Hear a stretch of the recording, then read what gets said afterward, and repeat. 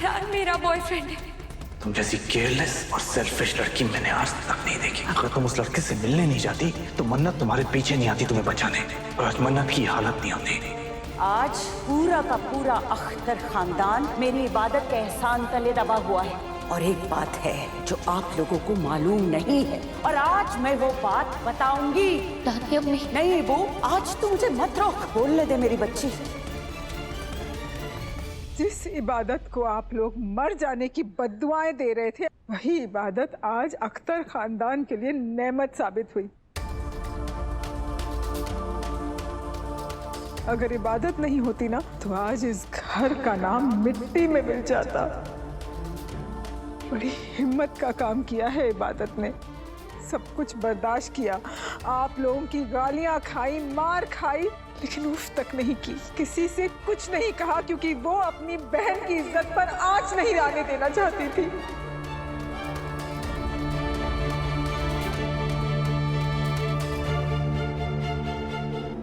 आज पूरा का पूरा अख्तर खानदान मेरी इबादत के एहसान तले दबा हुआ है, और ताउम्र आप लोग इसके एहसान के तले दबे रहोगे।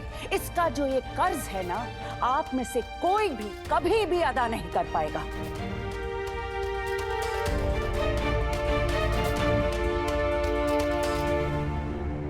और एक बात है जो आप लोगों को मालूम नहीं है,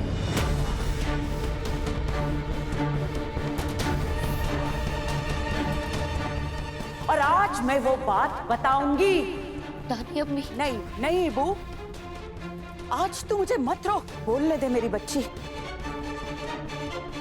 ये पूरा का पूरा खानदान तुझ पर टूट पड़ा, जिसके मन में, जिसके दिल में जो आया बकता चला गया। ये सब तो बेवकूफ हैं, इन्होंने जो किया सो किया, लेकिन मैं अपना फर्ज जरूर निभाऊंगी। और कोई सुने ना सुने, दुआ को ये जानना बहुत जरूरी है कि मेरी इबादत ने एक और कारनामे को अंजाम दिया है। कैसा कारनामा अम्मी? हिना बेगम, तुम अपने दोनों कान खोल कर सुनो। बहुत तमाचे मारे हैं ना तुमने मेरी नवासी को। और तुम कानात, तुम भी कान खोल कर सुनो। बहुत जहर उगला है तुमने अपनी जुबान से। जिस खानदान का नाम ले लेकर तुमने मेरी इबादत को कोसा है ना, उसी पे तुम्हें आज शर्मिंदगी होगी। उस लड़के ने मन्नत को नशीली दवा देकर उसका फायदा उठाना चाहा, ये आप सब ने सुन लिया है। अब आगे की दास्तान मैं सुनाती हूँ। उस लफंगे, उस गुंडे ने न सिर्फ हमारी मन्नत की इस्मत पर हमला किया, बल्कि उसकी इज्जत लूटते हुए एक वीडियो भी बनाया।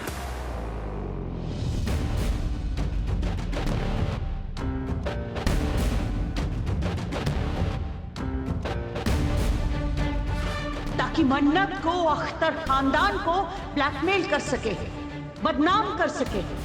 आप लोग सब हैरान थे ना, बहुत हैरान थे कि मेरी इबादत हॉस्पिटल से अचानक कहां गायब हो गई।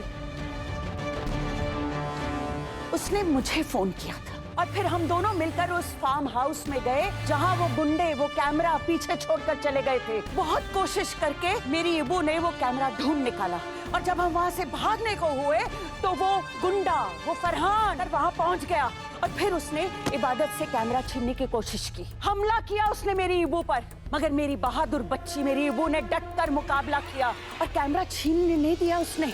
और मौका पाते ही इबादत ने वो वीडियो डिलीट कर दी कैमरा से।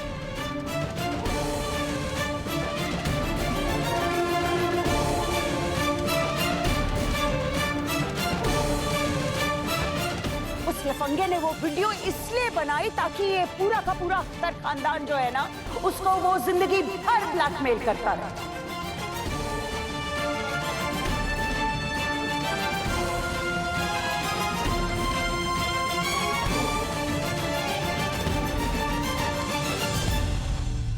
क्या हुआ? आप लोग सारे के सारे गर्दन झुकाकर क्यों खड़े हुए हैं? आप लोग सब अपने आप को बहुत दिमागदार समझते हैं ना, दावा करते हैं ना कि बहुत दिमाग है, तो उस दिमाग पर जोर डालो और सोचो कि अगर वो वीडियो बाहर की दुनिया में फैल जाती तो अख्तर खानदान के हर शख्स के पास खुदकुशी करने के अलावा कोई और रास्ता नहीं होता।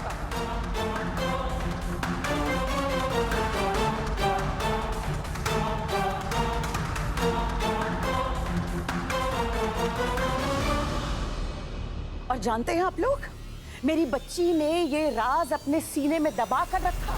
क्यों? क्योंकि वो नहीं चाहती थी कि इसकी वजह से सुभान और मन्नत का रिश्ता खत्म हो जाए।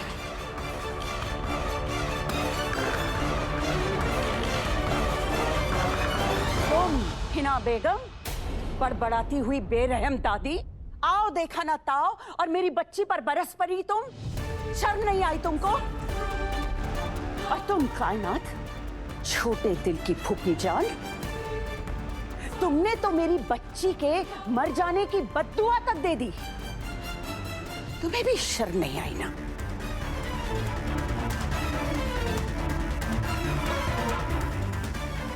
और तुम साहबजादे सुभान, बड़ी बड़ी बातें करते थे ना तुम दोस्ती की।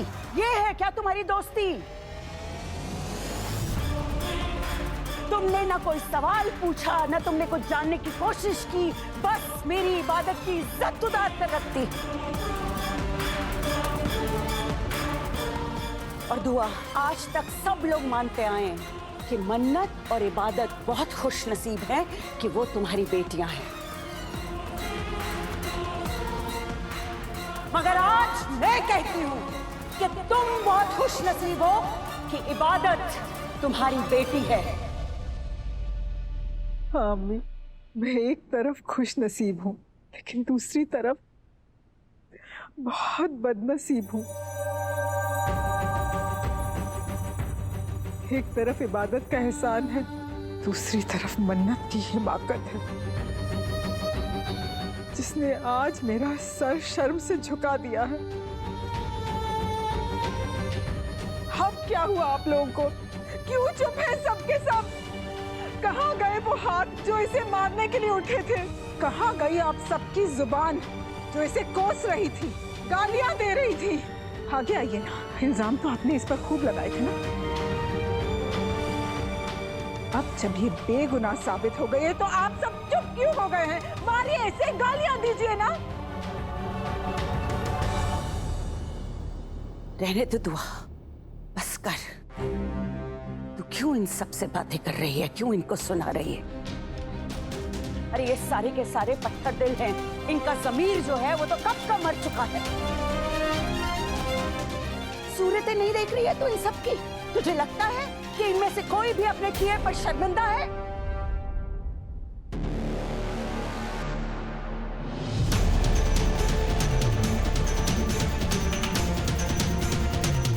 मैंने तुम्हें क्या समझा था और तुम क्या निकली मन्नत? रज़िया, मन्नत को इसके कमरे में लेकर जाओ। अम्मी, जाओ। इबू, आ मेरी बच्ची, ये महफिल तेरे लायक नहीं है मेरी बच्ची, आजा।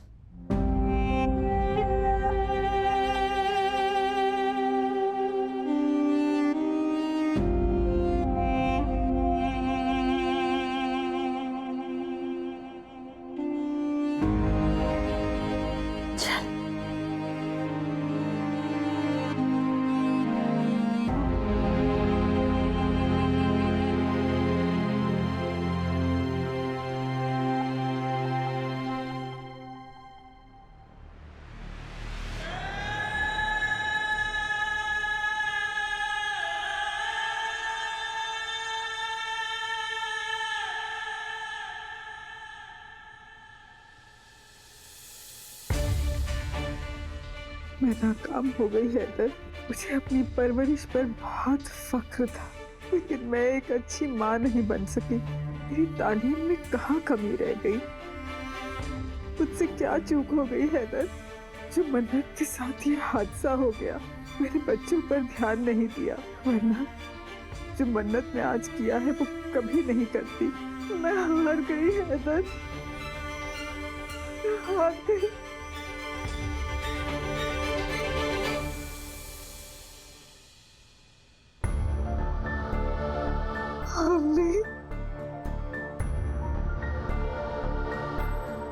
रोने का वक्त नहीं है, अल्लाह का शुक्रिया करने का वक्त है ये मेरी बच्ची। अल्लाह का शुक्रिया कर कि ठोकर जरूर लगी, मगर जख्म नहीं आया।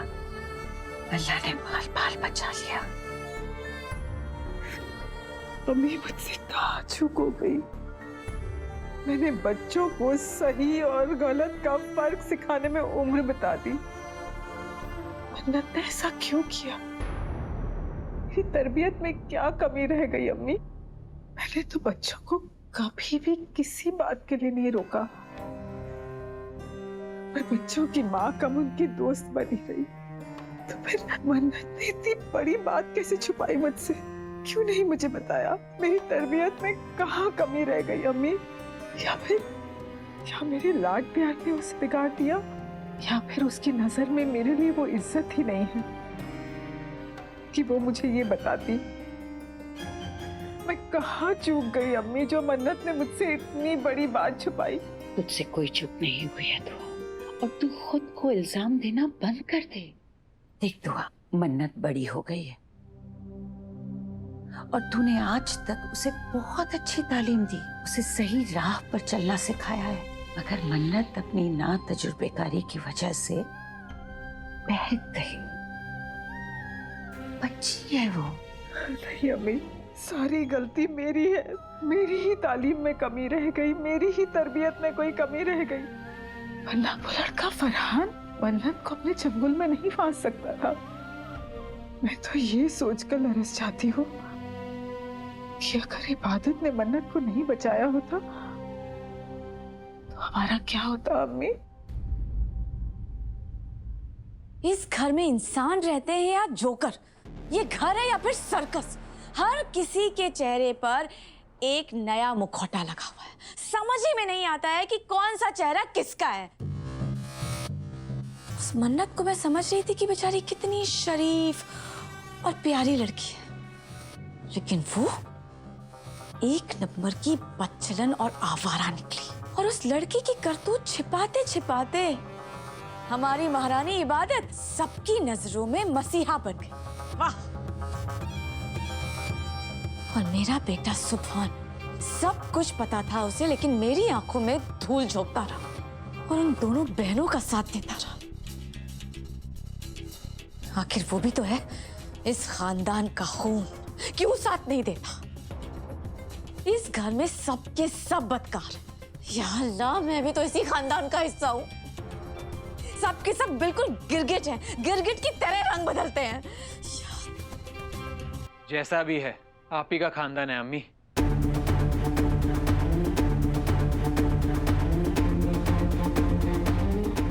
और मुझे ये सब देखकर कोई हैरत नहीं है। मैं तो बचपन से ही आपको रंग बदलते हुए देखता आ रहा हूँ। मेरे लिए ये सब कोई नई बात नहीं है।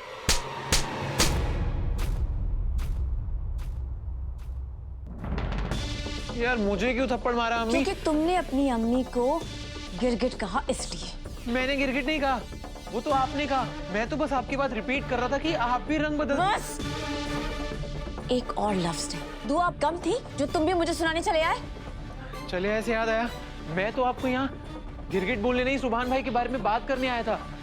सुभान भाई बहुत सैड है अम्मी। सैड होना ही चाहिए उसे। अपनी अम्मी की बजाय उसे दूसरों की परवाह है ना। उसे सब कुछ पता था, लेकिन उसने सारी बात मुझसे छुपाई। इसी की सजा मिल रही है उसे। अम्मी, आप इतनी हार्टलेस कैसे हो सकती हैं? सूफी, भाई का चल के हाल तो देखिए, भाई का दिल टूट चुका है अम्मी। इस उम्र में दिल टूटना इतनी बड़ी बात तो नहीं है ना। यहाँ बैठ, अपने आप को संभाल दुआ।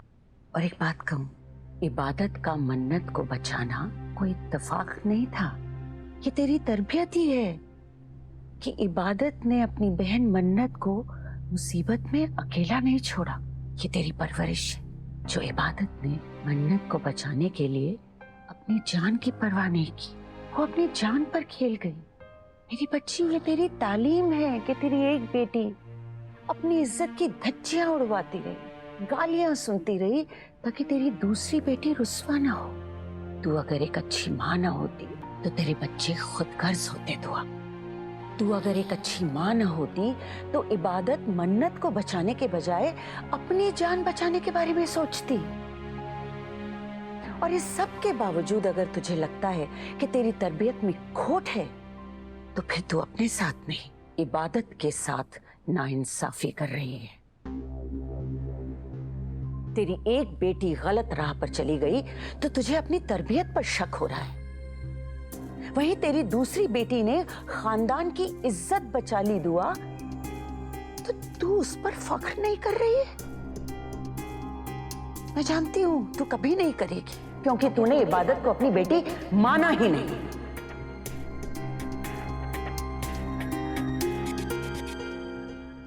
और अगर हम चाहें तो टूटे हुए दिल जुड़ भी सकते हैं।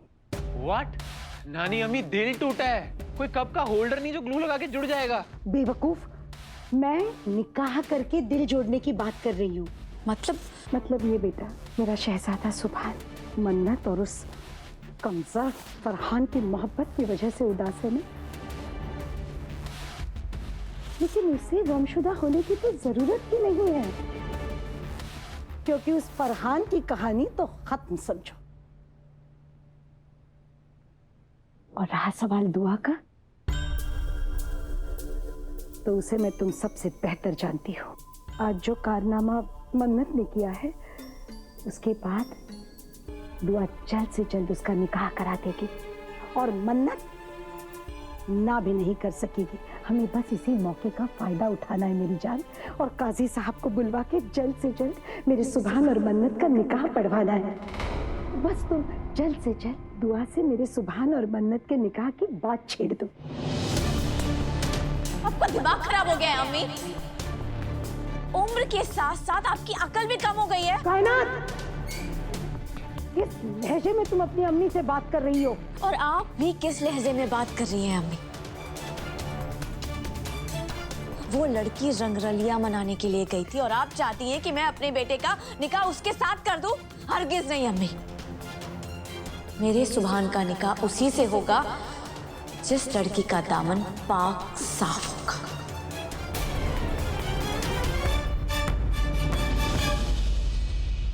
22 साल तूने उसे पाला पोसा जरूर है दुआ, मगर एक गैर की औलाद समझकर। तूने कभी उसे अपनी बेटी नहीं माना, तूने कभी उसे माँ का प्यार नहीं दिया। वो तेरे प्यार के लिए तड़पती रही दुआ, लेकिन तूने उसे कभी भी सीने से नहीं लगाया, कभी उसके सर पर प्यार से हाथ नहीं फेरा, कभी उससे मीठी मीठी बातें नहीं करी जैसी हर माँ अपनी बेटियों से करती है। और ये सब इबादत का उधार है तुझ पर, जो तुझे चुकाना पड़ेगा। ये वक्त नहीं है इन बातों का। किस वक्त का इंतजार कर रही है तू?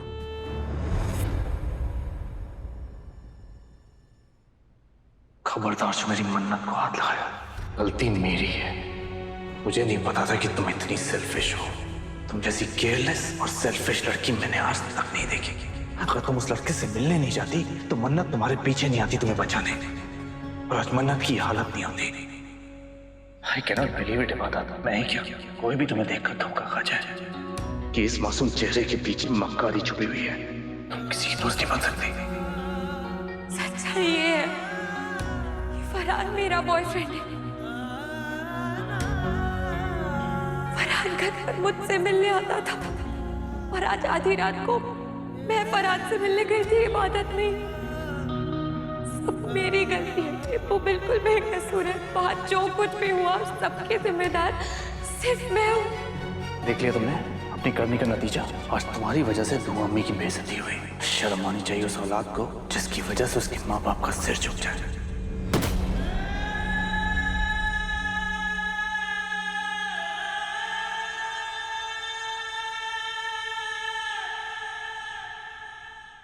सुभान का निकाह मन्नत से ही होगा।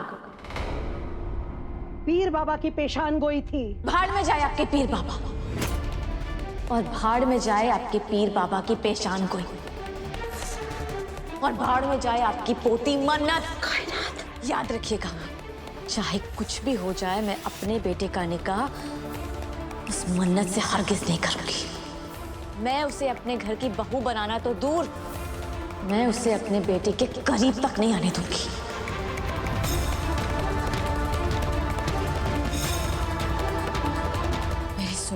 उसने कहीं का नहीं छोड़ा। उसकी इस हरकत ने मेरी नींदें उड़ा दी हैं। तो जरा सोचिए अम्मी कि मेरे बेटे का क्या हाल हो रहा होगा।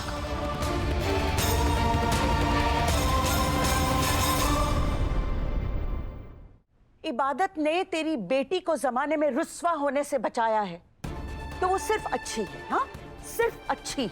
लेकिन उसका जो हक है वो तू उसे नहीं देना चाहती। वो मासूम बच्ची मांगती क्या है? जरा सी मोहब्बत, जरा सी शफकत, प्यार भरी नजरें। ये क्या इतना बड़ा मुतालबा है जो तू पूरा ना कर सके? अरे एक बार उस बच्ची को सीने से लगाकर प्यार तो कर। और ये करने के बावजूद मैं कह रही हूं उसका एहसान कम नहीं होगा, मगर वो आंसू जरूर कम हो जाएंगे जो अभी इस वक्त भी इबादत की आंखों में है। मम्मी, मुझे उस बच्ची से कोई बैर नहीं है, कोई शिकवा नहीं है, लेकिन मैं जब भी उसकी तरफ देखती हूँ ना तो वो कड़वी सच्चाई सामने आ जाती है जिसकी वजह से मैं बेवा हुई थी। मुझे वो मनहूस दिन याद आ जाता है जब मुझसे मेरा हैदर छिन गया था।